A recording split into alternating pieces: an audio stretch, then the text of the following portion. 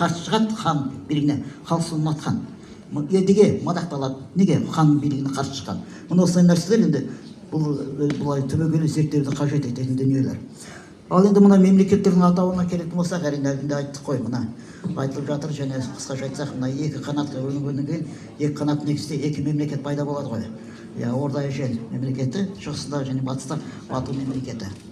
Бату мемлекеті әрине әлгінде айтылғандай мұнда оның тағдыры бірнеше кезең олда бөлінеді, бірақ енді сол мына Бердібектен кейін құлайды ғой. Бұл мемлекет жойылады.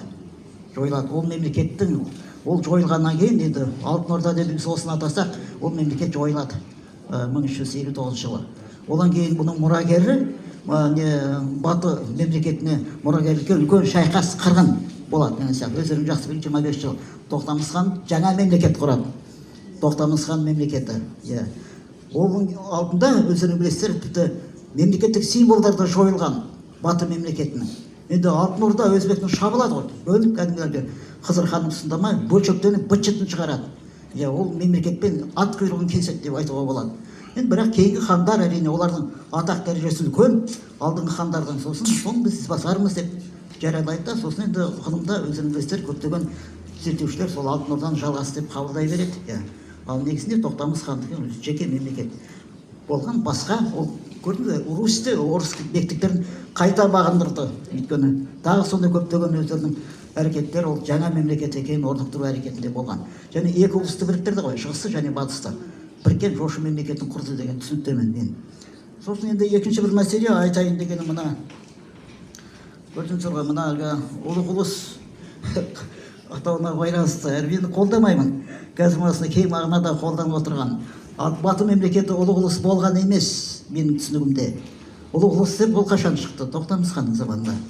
Тоқтамыс хан атады ұлық ұлыс. Бұл қай жылдар? Көрдіңіздер ғой. 1392-93 жылдар атағаны ұлық ұлыс деп. Өйткені Баты мемлекетінің ондай түсінік жоқ. Неге? Өйткені ұлық ұлыс шығыста тұр.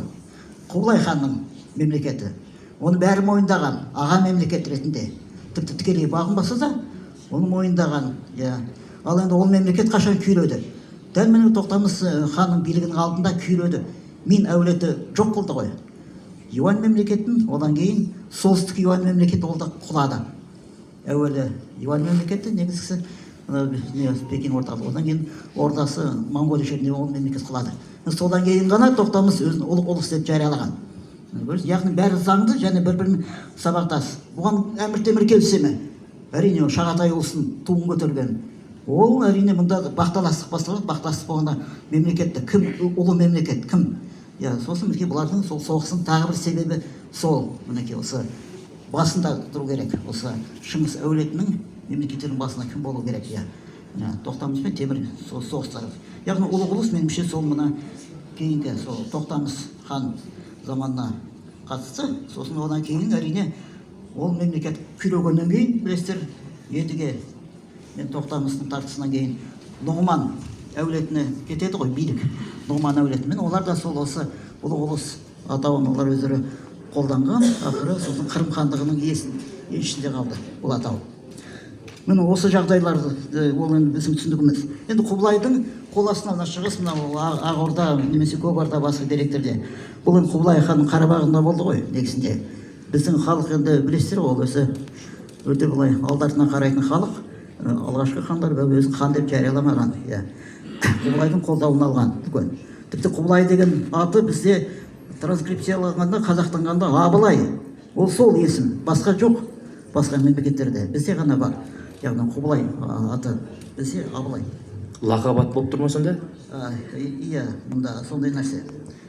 Енді мына Көк Орда, Ақ Орданың мемлекетіне байланысты қазір соңғы кезде жаңа деректер қосылуда. Соның бірін мінекей көріп отырсыздар, ортамыздағы мына қадірменді зерттеушілер, жас зерттеушілер, Жапониядан келген өздері ұсынды керемет дүние бұлар. Натанзидің деректері бұрын белгісіз болып келген Париж қолжазбасындағы және басқа да Топкапы сарайындағы деректермен де салыстырып отыр. Бұл жаңа бір леп береді Ақ Орда немесе Көк Орда мемлекетін зерттеуге үлкен жақсы бір септігін тигізеді дейміз. Енді бұл мемлекет туралы сүбелі зерттеуді Қанат Сұлқарышұлы Өскенбай ұсынды ғой. Міне енді үмітіміз бар, бұл кісі енді ары қарай оны жалғастырып, толықтырып, мына жаңа деректермен мына Шымтайдың пайдасы табылып отыр. Бұл керемет нәрсе.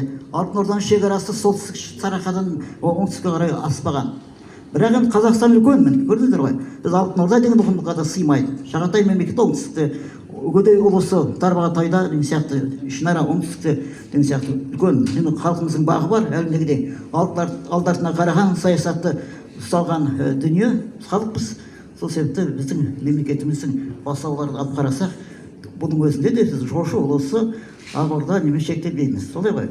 Сондықтан академиялық бұрын көзқарас жөн деп есептеймін бұл. Бұл ешқандай мұнда қаралауға келмейді. Кеңес заманда солай айтылды, қазір басқаша айтайық деген емес. Ол орнықты ғалымдар еңбек еткен, классикалық негізін жасаған, академиялық ғылым мұнда орнықтырған дүниелер бар. Оны сызып тастау қазіргі мына науқаншылдықпен деуге болады, немесе басқадай бір сондай президентке жақындаған адамдардың кәдімгі жағыну есебінде ол келмейді. Академиялық ғылым орнықты, сол сақталу керек және ол дамытылу керек. Енді академиялық ғылымның дәстүрін ұстап отырған ғалымдар бізде бар, міне ортамызда. Міне археологтардың мінекей Мұхтар Қожа мырза отыр, мінекей Клара Шайсұлтанқызы отыр. Әлінде айтқандай Қанас Өскенбаев, мінекей Нұрман Атығаев, тағы басқа ғалымдар академиялық дәстүрді ұстап отыр. Міне осы дәстүр әлі жалғасын табады деп сенемін. Сіз тастап кеңес замандағы ол келмейді. Қазіргі заманға енді халықтың атауы белгілі. Ол мысалы Ноғайлы деймісің, сол 10-шы ғасырдың соңынан бастап Ноғайлы атанды.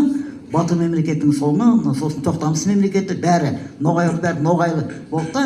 Мына бізде бұл Ноғайлы эпосында кең тарауы барлығы көп халық қоныс аударды ғой осы Сарыарқа жеріне.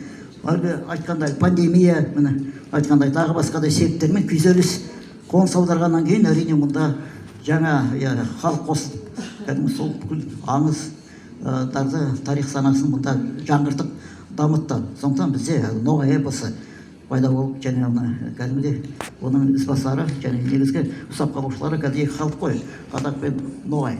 Қазір бұлардың өздерінің бәсекелері бар, әрине деген сияқты. Қазір бұған енді башқұрт халқы ешкімнен қызғанбауы керек, өйткені ол ортақ мұра, әдеби мұра. Тарих енді кең күн, сондықтан мұнда көп дүниелер әлі ашылады. Сіздерге мына орта ғасырлар тарихымен шұғылданып жүрген ғалымдарға, жас ғалымдарға әсіресе табыс тілеймін. Өткен еңбектеріңіз сәтті болсын, жақсылық болсын. Сіздерге рахмет. Көп рахмет, құрметті Амантай